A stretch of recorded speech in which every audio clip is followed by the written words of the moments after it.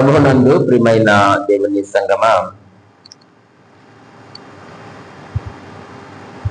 మొదటి రాజుల గ్రంథము 17వ అధ్యాయము మొదటి 7 వచనములు, అలాగుననే యాకోబు రాసిన పత్రిక 5వ అధ్యాయము 17-18 వచనములను మనము చదివి ఉంటున్నాం. వాటిని మనము కొన్ని నిమిషాలు ధ్యానం చేద్దాం. మనము చదివిన లేఖన భాగంలో ఉన్నటువంటి ఆ వ్యక్తి మనకు తెలియని వాడు కాదు. ఎవరు ఆ వ్యక్తి అనంటే ఏలియా. పాత నిబంధన గ్రంథములో శక్తివంతమైన సేవ చేసిన ప్రవక్తలు ఉన్నారు, అలాగుననే నాయకులు కూడా ఉన్నారు. వారి యొక్క పరిచర్య జీవితాన్ని నూతన నిబంధన గ్రంథములో కూడా ధృవీకరించబడింది. యేసుక్రీస్తు వారు అలాగుననే యాకోబు కూడా పాత నిబంధన గ్రంథములో పనిచేసినటువంటి ప్రవక్తల గురించి ప్రస్తావించబడినట్లుగా మనం చూస్తూ ఉన్నాం. మంచిదే ప్రియమైన వారులారా, ఈ వాక్యాన్ని చదువుతూ ఉన్నప్పుడు నాకు ఒక ఆలోచన వచ్చింది.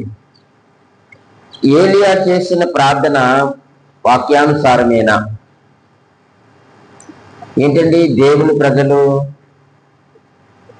తను నడిపించవలసినటువంటి ప్రజలు వర్షం లేకుండా కరువు వచ్చి చచ్చిపోవాలి, నాశనం అయిపోవాలి అన్న ధోరణితో ఏలియా ఉన్నాడేంటి అని అనిపిస్తూ ఉంది. అంతే కదండి. ఒక సేవకుడిగా నేను ఒక శాపం వచ్చిందని చెప్పాను అనుకోండి, మీరేమంటారు? ఏంటి పాస్టర్ గారు, మీ నోటంట శాపం వచ్చినాలు రావచ్చా? సంఘాన్ని మీరు ఇలాగ అనొచ్చా? విశ్వాసాన్ని మీరు ఇలాగ అనొచ్చా అని సహజంగా మన హృదయంలో ఒక మాట, ఒక ఆలోచన వస్తుంది, రావాలి. ఇక్కడ కూడా మరి ఏలియా వర్షింపకూడదని ప్రార్థన చేస్తున్నాడే, ఎవరి గురించి చేస్తున్నాడు? ఇశ్రాయేలు ప్రజలే కదా, వారు దేవుని జనాంగమే కదా, ఆయన ఏర్పాటు చేసుకున్న ప్రజలే కదా, ఆయన సొత్తే కదా. మరి అటువంటి ప్రజల మధ్య సేవ చేస్తున్నటువంటి ఏలియా వర్షింపకూడదని ప్రార్థన చేస్తూ ఉన్నాడు. ఇది వాక్యానుసారమేనా అని ఆలోచన చేస్తూ ఉన్నప్పుడు ఎస్, అది వాక్యానుసారమే. ఎలా చెప్తారు పాస్టర్ గారు అని అంటే, చూడండి, ద్వితీయోపదేశ కాండంలో మనం చూస్తే 11వ అధ్యాయము, ద్వితీయోపదేశ కాండము 11వ అధ్యాయము 16-17 వచనములలో ఇలాగూ రాయబడి ఉంది.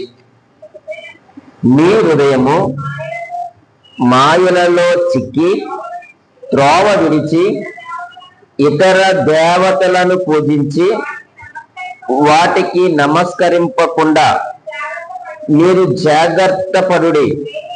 లేని ఎడల యెహోవా మీ మీద కోపపడి, చూడండి, ఆకాశమును మూసివేయును, అప్పుడు వాన కురియదు, భూమి పండదు.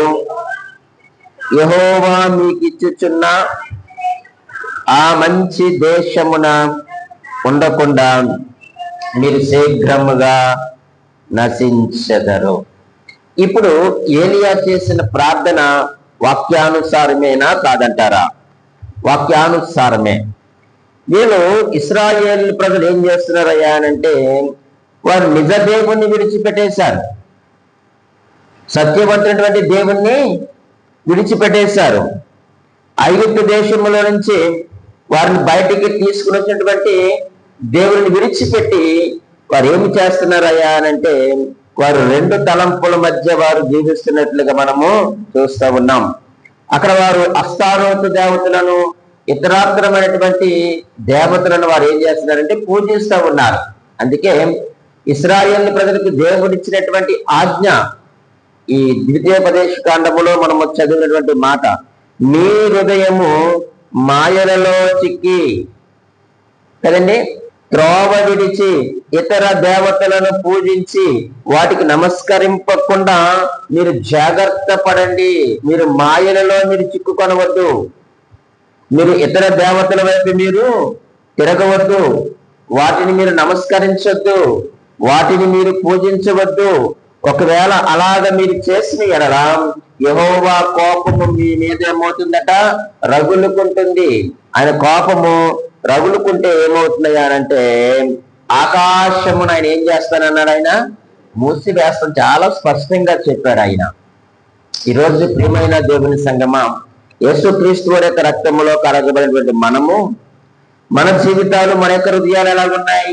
వారి యొక్క హృదయాలు మాయలో చిక్కుకున్నారట వాళ్ళు. కానీ నా మాట మనం అండర్లైన్ చేసుకోవచ్చు. వారు మాయలో చిక్కుకున్నారు. ఇంకా త్రోవ విడిచారు వాళ్ళు. ఇంకా ఇతర దేవతలను వారు ఏం చేశారట? పూజించారు, వాటికి నమస్కరించారు. చెయ్యొద్దని ఆయన చెప్పిన పని వారు చేస్తా ఉన్నారు. కాబట్టి ఏలియా ఆయన చేసినటువంటి ప్రార్థన అది వాక్యానుసారమైన ప్రార్థనే. సరే, మనము ఏలియాని గూర్చి కొన్ని విషయాలు మనము ధ్యానం చేయబోతా ఉన్నాం. ఒక 5 సంగతులు ఉన్నాయి, కానీ కొన్ని సంగతులు మనము ఈ వారము ధ్యానం చేసి ప్రభు చిత్తమైతే మిగిలిన వాటిని కూడా తర్వాత మనము ధ్యానం చేద్దాం. మనము ఈ యొక్క మొదటి రాజుల గ్రంథము 17వ అధ్యాయము నుండి 2వ రాజుల గ్రంథము 2వ అధ్యాయము వరకు మనం చూస్తే ఏలియా జీవితంలో 2 అనుభవాలు కనిపిస్తాయి. ఎన్ని అనుభవాలండి? 2 అనుభవాలు మనకు కనిపిస్తాయి. ఏమిటి ఆ 2 అనుభవాలు అని అంటే, మొదటిది ప్రియమైన వాళ్ళారా, దాగి ఉండే అనుభవం. మొదటి అనుభవం ఏంటి చెప్పండి? దాగి ఉండేటువంటి అనుభవం. రెండవది కనబడే అనుభవం. మొదటిది దాగి ఉండే అనుభవము, రెండవది కనబడే అనుభవం. ఈ 2 అనుభవాలు కూడా మనకు ఏలియా గారి జీవితంలో మనకు కనిపిస్తూ ఉంటాయి. మనకి ఇంకా అర్థం కావాలంటే చూడండి, అపోస్తల కార్యములు 6వ అధ్యాయము, అపోస్తల కార్యములు 6వ అధ్యాయము 4వ వచనాన్ని మనము చదువుదాం. అయితే మేము, ఈ మాట మనము జాగ్రత్తగా ఆలోచన చేస్తే, అయితే మేము ప్రార్థన యందు, ఈ మాట నాకేమి నేర్పిస్తుంది? ప్రార్థన అనే మాట నాకు ఏమి నేర్పిస్తున్నాయి అంటే దాగి ఉండడాన్ని నేర్పిస్తా ఉంది. ఏమి నేర్పిస్తుందండి? ప్రార్థన అనేటువంటిది దాగి ఉండడం నేర్పిస్తుంది. తర్వాత చూడండి, వాక్య పరిచర్య, ఇది నాకు ఏ అనుభవం నేర్పిస్తున్నాయి అంటే కనబడే అనుభవం. ప్రార్థన దాగి ఉండే అనుభవము, వాక్య పరిచర్య అది కనబడేటువంటి అనుభవంగా మనకు కనిపిస్తూ ఉంది. ఇక్కడ ఏలియా గారి యొక్క జీవితము కూడా అనేక మారులు దాగి ఉన్నాడు, అనేక మారులు ఆయన కనిపిస్తూ ఉన్నారు. ఈ 17వ అధ్యాయం మొదలుకొని 2వ గ్రంథము 2వ అధ్యాయం వరకు మనం చూస్తే అనేక సందర్భాల్లో ఆయన దాగి ఉంటారు, మరొక చోట కనిపిస్తూ ఉంటారు. అలాగా తన యొక్క పరిచర్యను ఆయన చేసినట్లుగా మనం చూస్తూ ఉన్నాం. ఈరోజు మన యొక్క ఆధ్యాత్మిక జీవితము అర్థవంతంగా, మన యొక్క ఆధ్యాత్మిక జీవితము కొన్ని తరాలకు అది ఒక మాదిరికరముగా ఉండే విధముగా మనము మన యొక్క ఆధ్యాత్మిక జీవితంలో ముందుకు కొనసాగవలసిన వారిగా ఉన్నాం. ఎందుకంటే ఆయన యొక్క సేవ అర్థవంతముగా ఉంది. ఆయన సేవ కొన్ని తరాలకు అది మాదిరికరముగా ఉంది. ఈరోజు మన యొక్క ఆధ్యాత్మిక జీవితం కూడా అర్థవంతముగా ఉండాలి.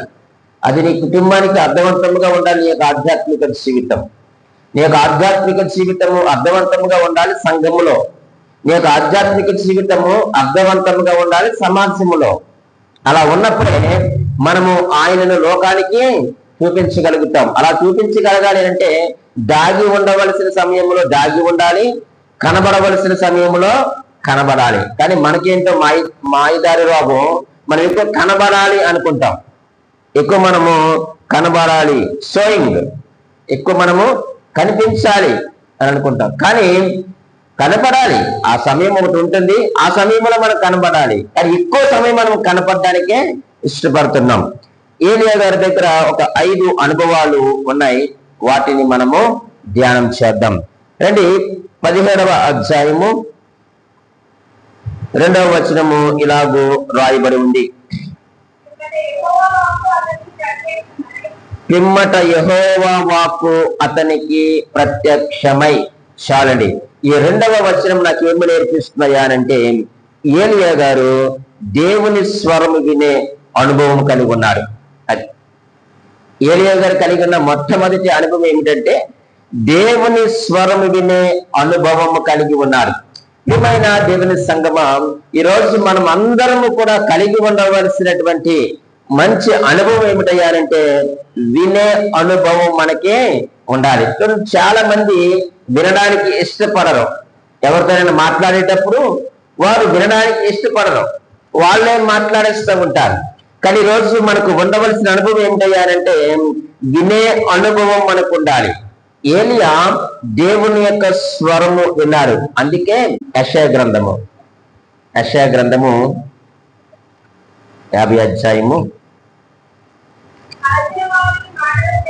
యెషయా గ్రంథము 50 అధ్యాయము 4వ వచనంలో మాట చూస్తా ఉన్నాం. అలసిన వాణిని మాటల చేత ఓరడించి జ్ఞానము నాకు కలిగినట్లు, శిష్యునికి తగిన నోరు యెహోవా నాకు దయచేసి ఉన్నాడు. శిష్యులు వినట్లుగా నేను వినుటకై ఆయన ప్రతి ఉదయమున నాకు వినబుద్ధి పుట్టించుచున్నాడు. ఈ యొక్క వచనము ఇది యేసుక్రీస్తు వారు కూర్చున్నటువంటి ప్రవచన వాక్యము. ఇది ఎవరిని కూర్చిన ప్రవచన వాక్యం చెప్పండి? యేసుక్రీస్తు వారిని కూర్చిన ప్రవచన వాక్యము. ఆయనకు ఎటువంటి చెవులు ఉన్నాయట? వినేటువంటి చెవులు ఉన్నాయి. శిష్యులు వినట్లుగా నేను వినుటకై ఆయన ప్రతి ఉదయమున నాకు వినబుద్ధి పుట్టించుచున్నాడు అన్నాడు. 5వ వచనం కూడా, ప్రభువు యెహోవా నా చెవికి వినిబుద్ధి పుట్టింపగా. ఎంత చక్కని మాట. ఈరోజు మనకు వినేటువంటి అనుభవం ఉండాలి. క్రైస్తవులుగా, విశ్వాసులుగా ప్రియమైన వాళ్ళారా, మనకి ఏ బుద్ధి ఉండాలంటే వినే బుద్ధి ఉండాలి. ఏలియాకు ఏ బుద్ధి ఉంది అక్కడ? వినేటువంటి బుద్ధి. పిమ్మట యెహోవా వాక్కు అతనికి ఏమైందట? ప్రత్యక్షమై. అంటే దేవుని యొక్క మాటను ఏలియా విన్నారు. యేసుక్రీస్తు వారు కూడా మార్కు సువార్త 1వ అధ్యాయము 35వ వచనంలో మనం చూస్తే, ఆయన తండ్రి లేచి చాలా చీకటి ఉండగానే ఆయన అరణ్యములోనికి వెళ్ళి ఆయన ఏం చేస్తున్నాడంటే ప్రార్థన చేస్తా ఉన్నాడు. ఒంటరిగా తండ్రితో మాట్లాడుతూ ఉన్నాడు. ఆయన మాట్లాడుతుంటే ఏం చేస్తున్నాడు చెప్పండి? వింటూ ఉన్నాడు. ప్రియమైన వారులారా, ఈరోజు మనకు వినేటువంటి అనుభవం మనకు ఉండాలి. వినేటువంటి అనుభవం మనకు ఉండాలి. ఏం వినాలి? దేవుని యొక్క స్వరం. ఏదో పాట ఉంటుంది కదా, నీ స్వరము వినిపించు ప్రవ్వా, నీ దాసుడు ఆలాపించును. ఉదయమునే లేచి నీ స్వరము వినుట నాకు ఎంతో మేలు. రోజు మనకు ఉదయమే లేచి దేవుని స్వరము వినేటువంటి అనుభవంలోనికి మనము రావాలి. ఆయన యొక్క స్వరాన్ని మనము 3 రకాలుగా వినవచ్చు. ఎన్ని రకాలుగా చెప్పండి?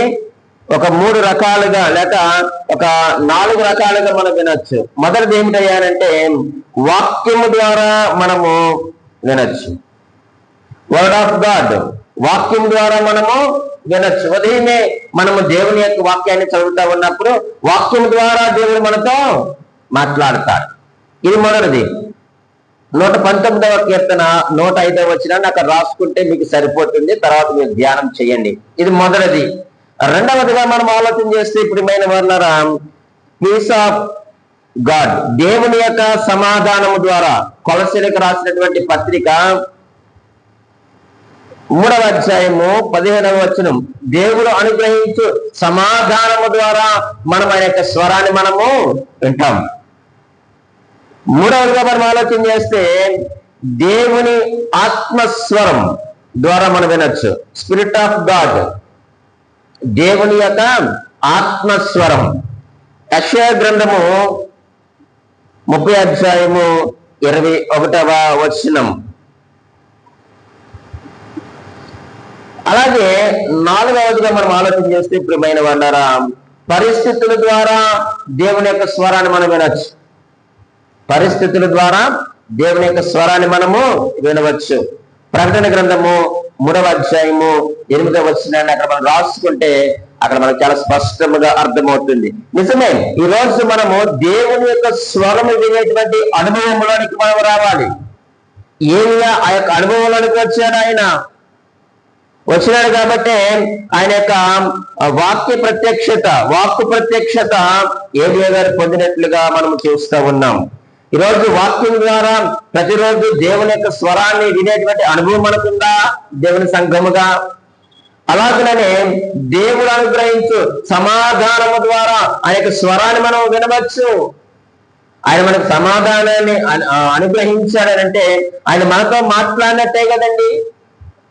అలాగే ప్రియమైన వాళ్ళరా, దేవుని ఆత్మస్వరము కూడా మనతో మాట్లాడతాడు. ఆయన మనతో మాట్లాడినప్పుడు మనం వినాలి.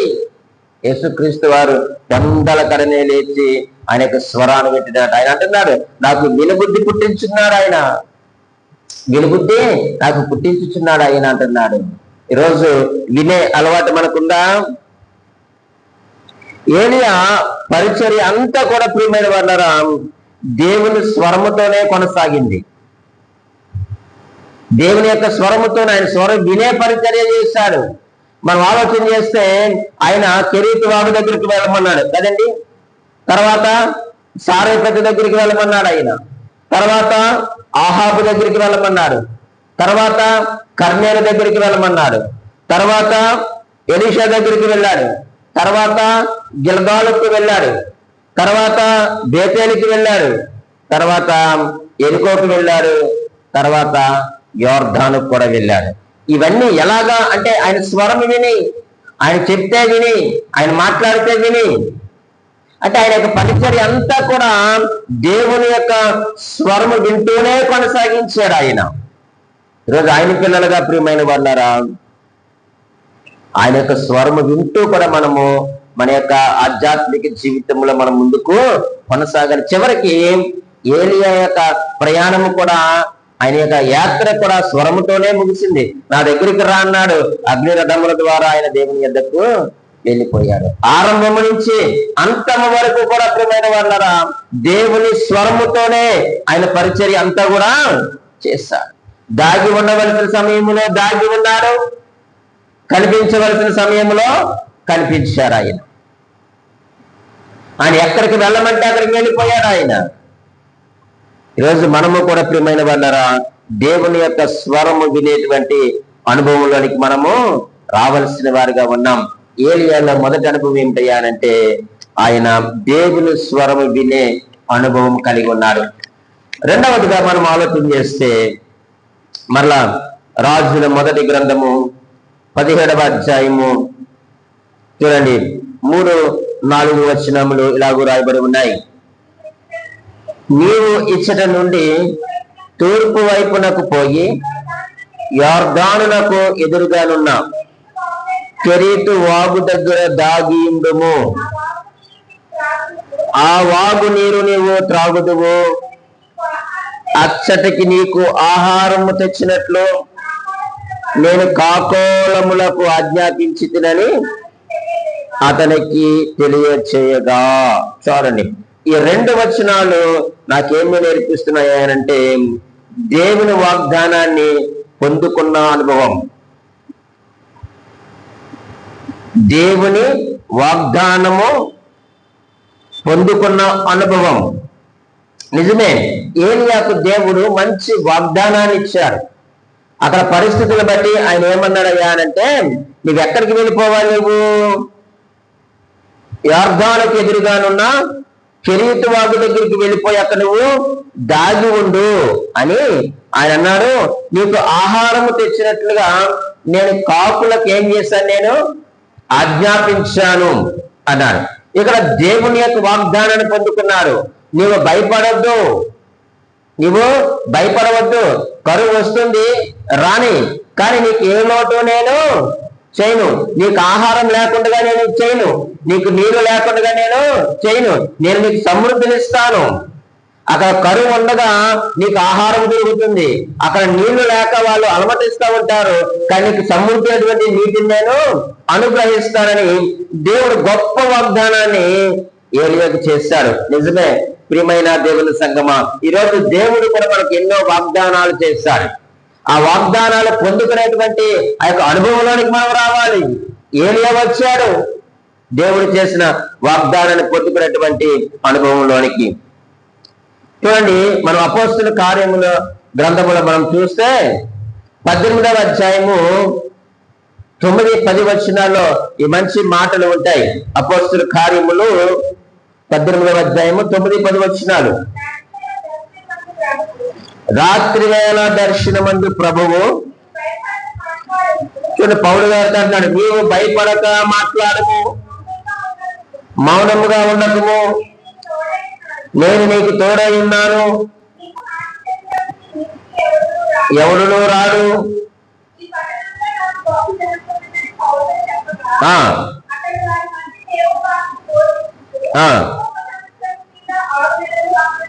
చూడండి, దేవుని యొక్క వాగ్దానాన్ని పొందుకున్నటువంటి పౌలు ధైర్యముగా వాక్యాన్ని బోధిస్తూ ఉన్నాడు. ఆ పై వచనాల్లో మనం చూస్తే యూదులు ఎదురాడారు, కొంచెం ఇబ్బంది పెట్టారు పౌలు గారిని. అటువంటి పరిస్థితుల్లో దేవుని యొక్క ప్రత్యక్షత పౌలు గారు పొందుకొని, నువ్వు భయపడద్దు, భయపడక నువ్వు మాట్లాడు, నువ్వు మౌనముగా నువ్వు ఉండొద్దు అని దేవుడే గొప్ప వాగ్దానాన్ని పౌలు గారికి చేయగా, ఆయన లేచి ఏం చేశాడట, ఆయన వారి మధ్య దేవుని వాక్యము బోధిస్తూ ఉన్నాడట. ఈరోజు మనము దేవుని యొక్క వాక్యాన్ని మనం పొందుకోవాలి, దేవుని యొక్క వాగ్దానాన్ని మనము పొందుకోవలసిన వారిగా ఉన్నాం. నీవు భయపడక. మన యొక్క వ్యక్తిగత జీవితంలో వాగ్దానము చాలా ప్రాముఖ్యమైనదండి. ప్రతి ఒక్కరికి కూడా ఈ వాగ్దానము పొందుకున్నటువంటి అనుభవం మనకు ఉండాలి. వ్యక్తిగత జీవితంలో వాగ్దాన అనుభవం ఉండాలి, వ్యక్తిగత జీవితంలో స్వరము తినేటువంటి అనుభవం కూడా ఉండాలి. అందుకే పేతురు రాసిన 2వ పత్రికలో, పేతురు రాసిన 2వ పత్రిక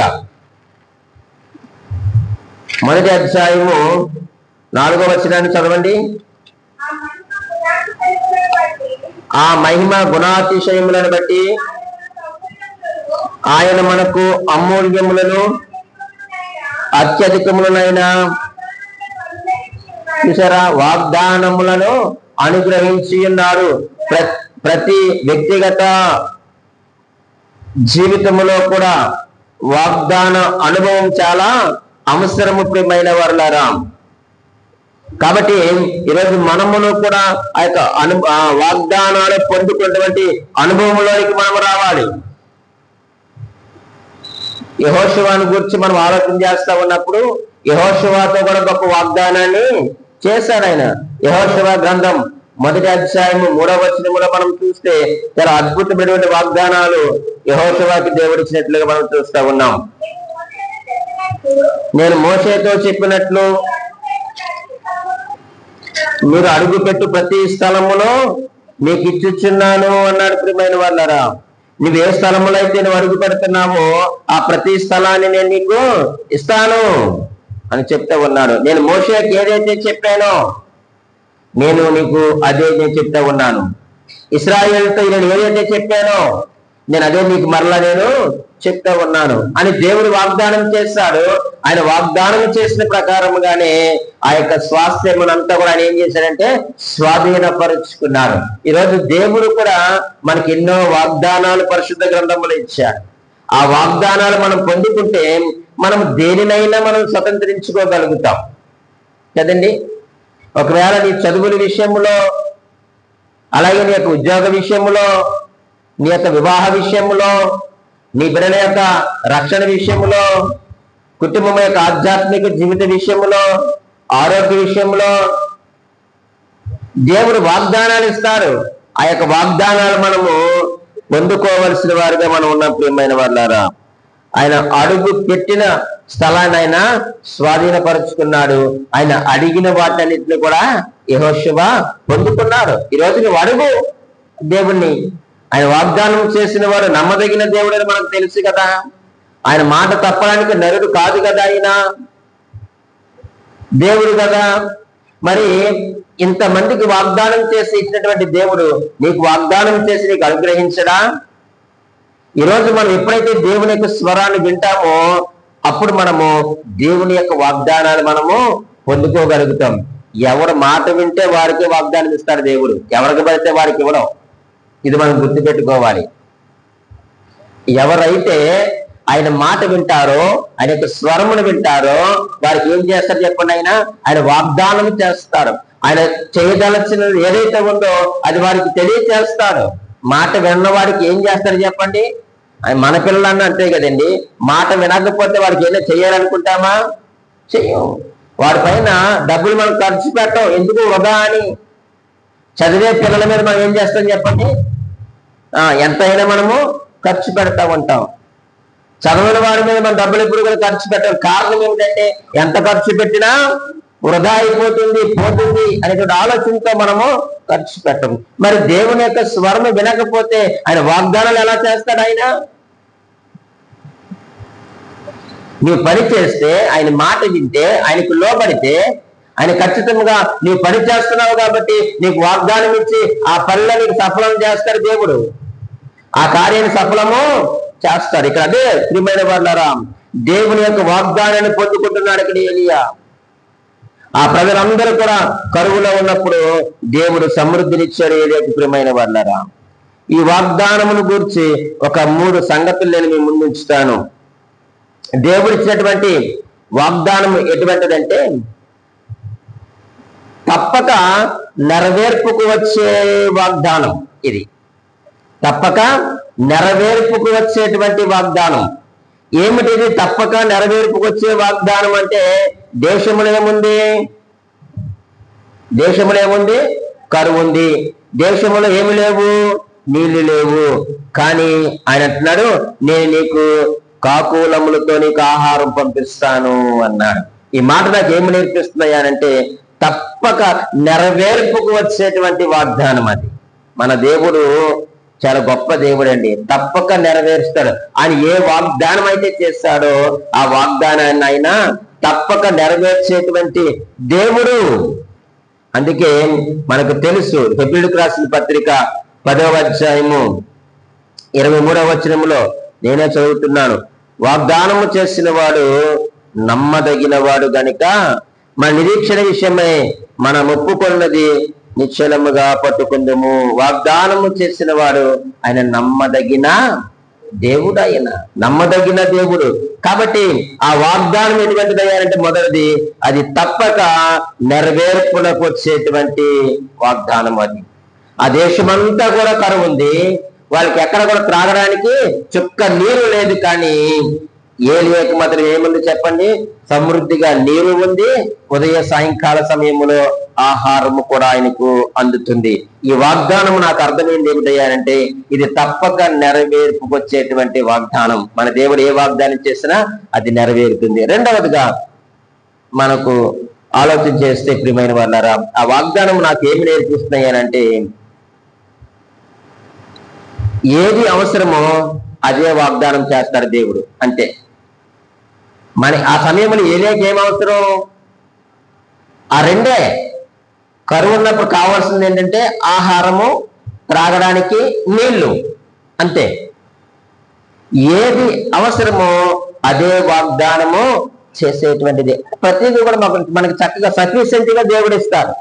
ఎక్కడ కొరత ఉండదు, లోటు అనేటువంటిది ఉండదు. ఆయన స్వరము వింటే మనము ఇప్పుడు కూడా ఆకలి దప్పులతో మనము ఉండము. ఆ దేశమంతా కరువు కాటగల్లా ఉన్నప్పటికీ కూడా ఏలియాకి ఏది అవసరమో దానినే అనుగ్రహించాడు. మూడవదిగా నాకు ఆ యొక్క వాగ్దానము మరొక విధముగా నాకు అర్థమవుతా ఉంది. ఏమిటయ్యానంటే షరతులతో కూడిన వాగ్దానం. అది ఏంటి చెప్పండి? షరతులతో కూడిన వాగ్దానము. దేవుని యొక్క వాగ్దానం ఎప్పుడు కూడా షరతులతో కూడింది, ఒక రక్షణ విషయంలో తప్ప. రక్షణ విషయంలో ఎటువంటి షరతులు లేవు. కానీ ఇక్కడ ఆయన ఏమన్నాడంటే ప్రియమైన వాళ్ళారా, షరతులతో కూడిన వాగ్దానము. మూడవ వచనంలో, నీవు ఇచ్చటి నుండి తూర్పు వైపునకు పోయి యొర్దానునకు ఎదురుగానున్న కెరీతు వాగు దగ్గర చెప్పండి దాగియుండుము అన్నాడు. దాగి ఉండుము అంటే నువ్వు అక్కడికి వెళితేనే, ఇది షరతం. నేను చెప్పిన స్థలానికి నీ వెళితేనే, నేను చెప్పిన స్థలంలో నీవు ఉంటేనే. చూసారా దేవుడు ఎంత చక్కని సులువైనటువంటి షరతులు పెట్టాడండి. ఆయన ఎప్పుడు కూడా కష్టతరమైన షరతులు పెట్టి బాధించే దేవుడు కాదు. కాకపోతే మనకి బద్ధకం అక్కడికి వెళ్ళడానికి. అంతే, ఆయన చెప్పిన స్థలానికి వెళ్ళడానికి మనం బద్ధకం. మనకి ఉదయమే ఆయన స్వరము వినడానికి బద్ధకం. మరింత బద్ధకం పడితే లేక ఆయన వాక్యాన్ని ధ్యానించడానికి బద్ధకం మనకి. కొన్ని దూరంగా ఉండే ఏమైనా బైబిల్ మన దగ్గరే ఉంటుంది, ప్రార్థన చేసుకునేటువంటి అవకాశం ఉంది, సమయం ఉంది, అన్ని సదుపాయాలు ఉన్నాయి. కానీ మనం ఏం చేస్తామంటే మనం బద్దకిస్తాం, సోమరు వలె ప్రియమైన వాళ్ళారా. కానీ ఇక్కడ మనం ఆలోచన చేస్తే వెళితేనే, నువ్వు వెళ్ళు, అక్కడ నువ్వు దాగి ఉండు. ఉంటే ఆయన ఏం చేస్తాడట, చక్కగా నీకు ఏది అవసరమో అది ఇస్తాడు, తప్పక నెరవేర్చేటువంటి వాగ్దానాన్ని ఆయన చేస్తాడు. మూడవదిగా నాకు ఏమర్థమైంది అంటే అది షరతులతో కూడినటువంటి వాగ్దానము. ఈరోజు దేవుడు మన పట్ల కూడా ఎన్నో వాగ్దానాలు చేశాడు. చాలా చిన్న చిన్న షరతులు పెట్టాడు. నా స్వరము విను కదండి, నా స్వరము విను, నా మాటలు విను, నాకు ప్రార్థన చేయి, నువ్వు ప్రత్యేకంగా ఉండు అని చక్కగా చాలా చిన్న చిన్న షరతులు ఆయన పెట్టుకుంటున్నాడు. కానీ వాటిని మనం ఏం చేస్తున్నామంటే అధిగమించలేక దేవుని యొక్క వాగ్దానాలు మనము పొందుకోలేకపోతున్నాం. ఏలియా చక్కగా వాగ్దానాన్ని పొందుకున్నాడు, దేవుడు తన పట్ల వాగ్దానాన్ని నెరవేర్చాడు. యెహోషువకు వాగ్దానం చేశాడు, ఆ వాగ్దానాన్ని ఆయన నెరవేర్చాడు. పౌలు వాగ్దానాన్ని పొందుకున్నాడు, వాగ్దానం నెరవేర్చాడు, ధైర్యంగా ప్రకటించిన వాక్యాన్ని. ఈరోజు మన యొక్క ఆధ్యాత్మిక జీవితంలో మనము కూడా ప్రియమైన వాళ్ళరా దేవుని యొక్క వాగ్దానాన్ని పొందుకుంటూ మనము జీవించవలసిన వారుగా మనం ఉన్నాం. మీరు దేనికి భయపడకండి, ధైర్యంగా ఉండండి.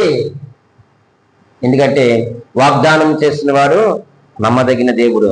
అటువంటి పరిస్థితుల్లో ఏలియాను నడిపించిన దేవుడు, యెహోషువను నడిపించిన దేవుడు, పౌలు శీలను నడిపించిన దేవుడు ఈ రోజు నిన్ను నడిపించడా? అది ఏ విషయమైనా కావచ్చు, నీ యొక్క వ్యక్తిగత జీవితం కావచ్చు, నీ యొక్క ఆధ్యాత్మిక జీవితం కావచ్చు, లేకపోతే నీ యొక్క చదువు జీవితం కావచ్చు, ఎగ్జామ్స్ కావచ్చు, అలాగే ఉద్యోగము కావచ్చు, వివాహము కావచ్చు, ఏదైనా నీ కుటుంబ జీవితంలో ఆయన చేసిన వాగ్దానం నెరవేరుస్తాడు. నీకు ఏ వాగ్దానం అవసరమో దాన్నే చేస్తాడు. తప్పక నెరవేర్చే వాగ్దానాన్ని దేవుడు చేస్తాడు. అది షరతులతో కూడినటువంటి వాగ్దానం. నువ్వు వెళితేనే, నువ్వు చేస్తేనే, నువ్వు వింటేనే, నువ్వు మాట్లాడితేనే, ఆయనకు లోబడితేనే, ఆయన కొరకు ప్రత్యేకంగా బ్రతికితే, ఆయన ఏ వాగ్దానం అయితే నీ కొరకు ఆయన పొందుపరిచి ఉన్నాడో, దాచి ఇచ్చాడో, ఆ వాగ్దానములన్నీ కూడా మనకి జీవితంలో ఆయన నెరవేర్చే దేవుడు. అలాగే ఏలియా ఆయనకు స్వరము వినేటువంటి అనుభవంలో ఉన్నాడు. నీవు నేను కూడా ఆయనకు స్వరాన్ని మనం వినాలి. నాకు వినుబుద్ధి పుట్టించు ప్రభువా అని మనం అనగలిగితే ఖచ్చితంగా వినగలిగే చెవులు, గ్రహించగలిగే హృదయాన్ని ప్రభు మనకు అనుగ్రహిస్తాడు. ఏలియా దేవుని యొక్క ప్రత్యక్షతను పొందుకున్నాడు, ఏలియా దేవుని యొక్క వాగ్దానాలు పొందుకున్నాడు. అతి కృప దేవుడు మనందరికీ అనుగ్రహించును గాక. ఆమేన్.